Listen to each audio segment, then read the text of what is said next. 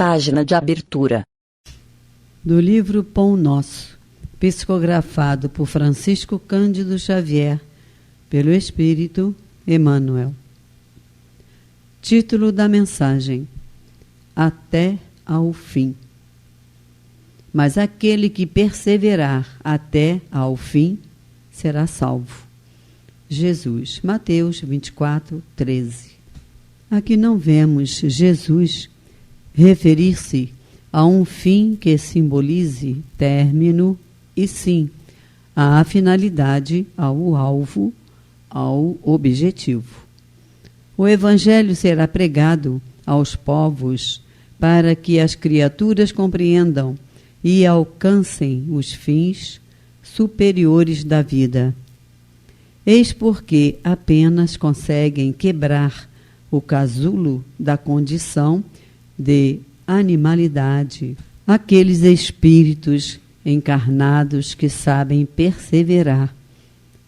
Quando o Mestre louvou a persistência, evidenciava a tarefa árdua dos que procuraram as excelências do caminho espiritual.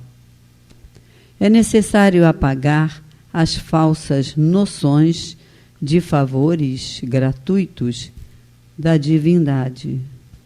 Ninguém se furtará impune à percentagem de esforço que lhe cabe na obra de aperfeiçoamento próprio.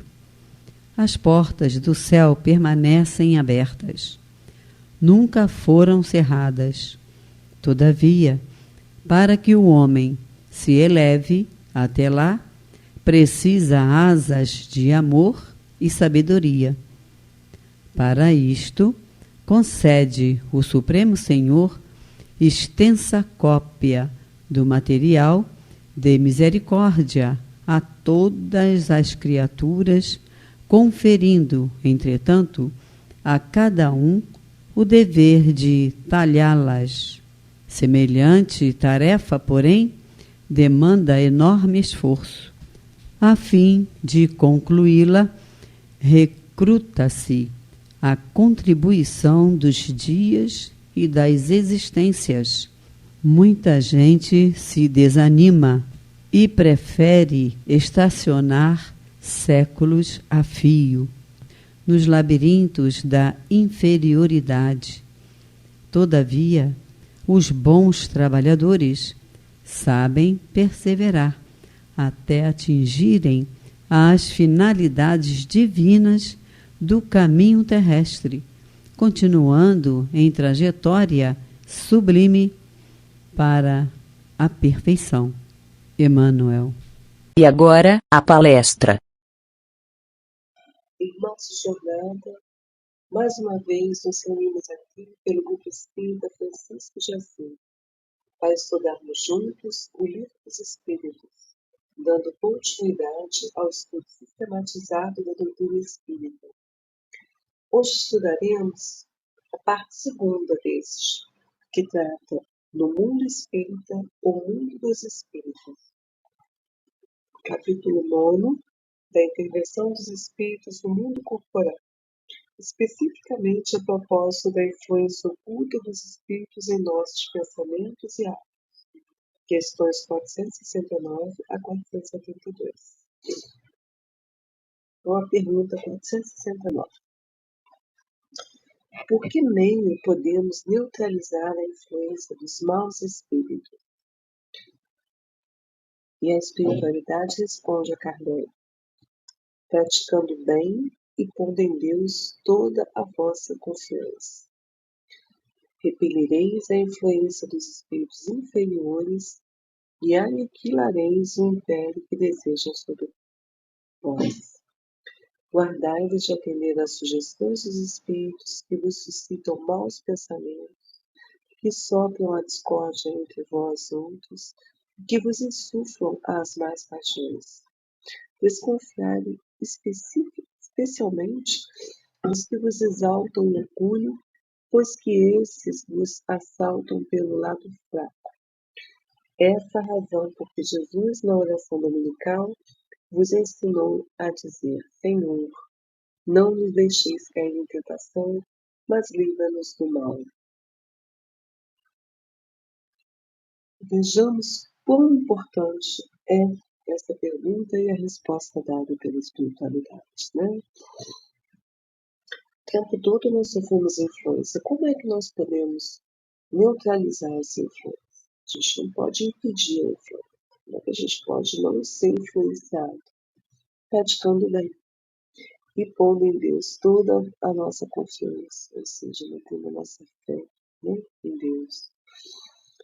No Evangelho segundo o Espiritismo, o último capítulo, capítulo 28, que tem uma coletânea de preces espíritas, lá nas preces gerais, o item, o capítulo 1, item número 18, inicia exatamente o coração dominical, que é o Pai Nosso.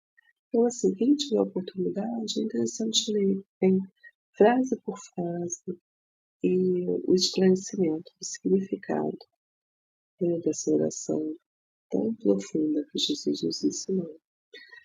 Há lá também, nesses 32, preces por aquele que ora, né? Então, por nós mesmos, quando nos sentimos enfraquecidos, ou em momentos difíceis, pelos quais todos nós passamos, ao longo da vida, né? Nós podemos também recorrer a essas orações, que tem inclusive para afastar os maus espíritos, né? Quando nós sentimos essas influências, nos sentimos enfraquecidos, vamos buscar a oração, né? Que sempre nos fortalece, nos inspira, nos protege. Através dos bons espíritos que se aproximam com essa sintonia boa na oração. A questão seguinte, a 470, Kardec pergunta: os espíritos que ao mal procuram induzir-nos e que põem assim em prova a nossa firmeza no bem, procedem desse modo cumprindo missão? E se assim é, cabe-lhes alguma responsabilidade? A espiritualidade responde: a nenhum espírito é dada a missão de praticar o mal. Vejam como isso é importante. Ninguém veio destinado a fazer o mal. Ninguém. Aquele que o faz age por conta própria, sujeitando-se, portanto, às consequências, né?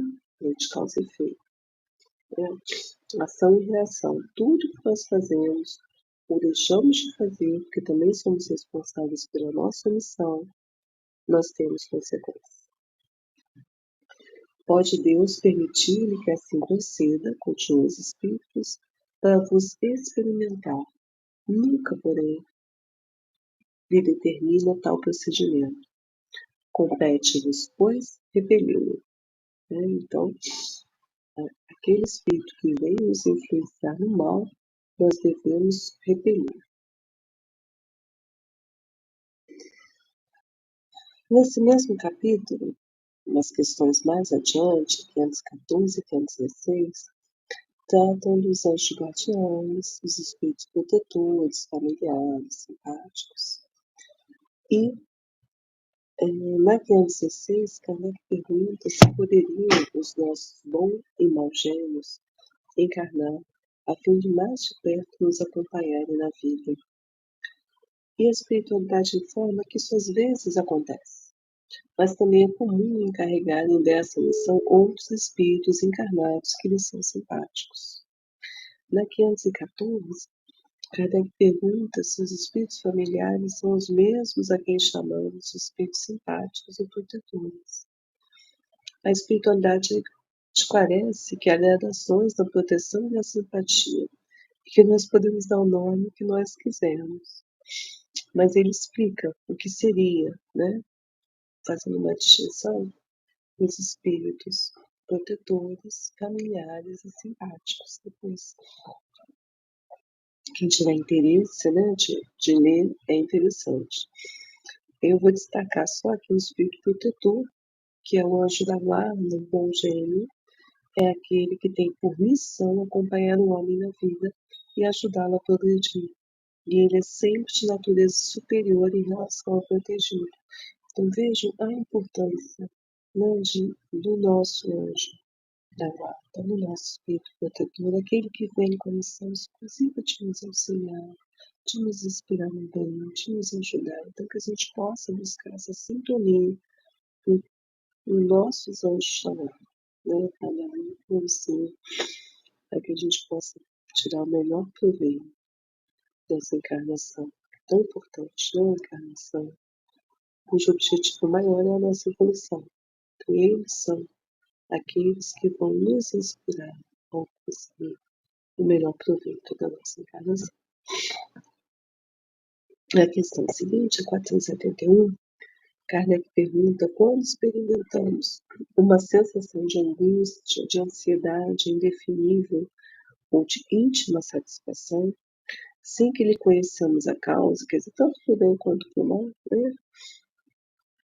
Uma felicidade, uma tristeza súbita, devemos atribuí-la unicamente a uma disposição física, quer dizer, que é só material. A espiritualidade esclarece quase sem efeito das comunicações em que inconscientemente nós entramos com os espíritos, ou da que com eles tivemos durante o sono. Né? Uma amiga minha costumava citar Paulo de Tarso, que mencionava que nós estamos sempre acompanhados por uma testemunha, né? Uma nuvem de testemunhas. A espiritualidade está o tempo todo conosco, o tempo todo. Então a gente pode estar sendo, a gente é influenciado muito mais do que a gente imagina, conforme o próprio livro dos Espíritos nos esclarece. Então a gente precisa buscar a melhor sintonia sempre, né? Sempre. Nada vem assim do nada. Tudo tem um porquê. E voltando a essa questão do sono, né, e dos sonhos, lá no Evangelho, não ainda no Livro dos Espíritos, né, na parte segunda, que trata do mundo espírito, o mundo dos espíritos, só que o capítulo 8, a gente está no 9, da emancipação da alma, o sono e os sonhos. Lá na questão 414, na qual Kardec pergunta que se dá-se também que durante o sono, ou quando nos achamos apenas ligeiramente adormecidos, acodem-nos ideias que nos parecem excelentes e que se nos apagam da memória apesar dos esforços que façamos para retê-las. De onde vêm essas ideias? Kardec pergunta. Os espíritos esclarecem que provém da liberdade do espírito que se emancipa, como a gente falou antes, que emancipado goza de mais faculdade. Algumas vezes essas ideias mais dizem respeito ao mundo dos espíritos do que ao mundo corpóreo. Com mais frequência, porém, o corpo se esquece, mas o espírito as retém e volta no momento necessário como uma inspiração súbita. Vamos agora para a última questão do dia, né, do nosso estudo, a 472, através da qual Kardec pergunta: se os espíritos que procuram atrair-nos para o mal se limitam a aproveitar as circunstâncias em que nos achamos ou podem também criá-las. A espiritualidade esclarece que eles aproveitam as circunstâncias ocorrentes, mas também costumam criá-las, impelindo-nos sem que disso nós nos demos conta para aquilo que nós cobiçamos. Aí eles dão um exemplo de um homem que está num caminho e encontra um determinado dinheiro, né? Não foi a espiritualidade que colocou o dinheiro ali, mas a espiritualidade pode inspirar aquele homem a ir por aquele caminho e ou apropriar-se da importância achada ou restituir o dinheiro ao legítimo dono, né? Então, assim, o mesmo se dá com relação a todas as demais tentações. Então, aí a gente reitera a situação do autoconhecimento para realmente buscar saber onde estão as nossas fraquezas, as nossas dificuldades e, nessa medida, buscar também nos fortalecer, né? Evitar aquilo que a gente não se sente preparado para enfrentar, a semelhança do princípio dos alcoólatras anônimos, né? Que se não dá o primeiro gole, se a gente sabe que ainda não está preparado para poder vencer aquilo, nos fortalecer e então poder enfrentar, né? A Revista Espírita, o Jornal de Estudos Psicológicos, no ano de 1959, edição de fevereiro, tem um estudo intitulado Escolhos dos Médiuns, Escolhos Perigos, né? E lá vem falando, voltado muito para os médiuns, mas a gente deve considerar não apenas os médiuns ostensivos, ou seja, os que têm a faculdade da psicografia, da evidência, da psicofonia, entre outras, mas todos nós temos algum grau de mediunidade, seja por inspiração, porque todos nos comunicamos, né, o tempo todo, mesmo sem perceber, com a espiritualidade. Então, os ensinamentos que lá contém também servem para nós, né? Eu vou destacar aqui, recomendo a leitura para quem tiver tempo, oportunidade, mas vou destacar só alguns pontos. Onde a espiritualidade esclarece que os espíritos imperfeitos, todos somos imperfeitos, tá? Mas tratando dos espíritos desencarnados que pretendem nos influenciar, então, os espíritos imperfeitos incitam alguém a fazer uma coisa má, sabem muito bem a quem se dirigem e não vão perder o tempo onde veem que serão mal recebidos. Vejam a importância da gente procurar manter uma sintonia elevada. Eles nos excitam conforme as nossas inclinações, conforme os germes em que nós vêm e segundo as nossas disposições para escutarmos. Lembremos-nos que a comunicação dos espíritos é feita pelo pensamento, né? Então, eles nos conhecem intimamente, o que nós pensamos, o que nós desejamos. Isso porque o homem firme nos princípios do bem não lhes dá oportunidade, né? Orar e vigiar constantemente, conforme Jesus nos ensinou. Então, imperfeições morais, tais como o egoísmo, a inveja, o orgulho, o ciúme, a ambição, a cupidez, a dureza de coração, a ingratidão, a sensualidade, etc. O que a gente faz para repelir tudo isso, né? As imperfeições que cada um de nós ainda carrega? É necessário nós fecharmos a porta e os ouvidos às nossas más inclinações, pelo amor do bem, pela caridade, pela doçura, pela simplicidade, pela modéstia, pelo desinteresse, qualidades que granjeiam a benevolência dos bons espíritos, cujo apoio nos dá força. Que possamos então nos lembrar desses ensinamentos no nosso dia a dia, que busquemos estar em sintonia com os nossos anjos protetores, buscando as nossas melhores inspirações, fortalecendo a nossa fé na misericórdia divina e elevando nossos pensamentos e praticando o bem sem ligar a quem. Até o próximo estudo, paz e bem.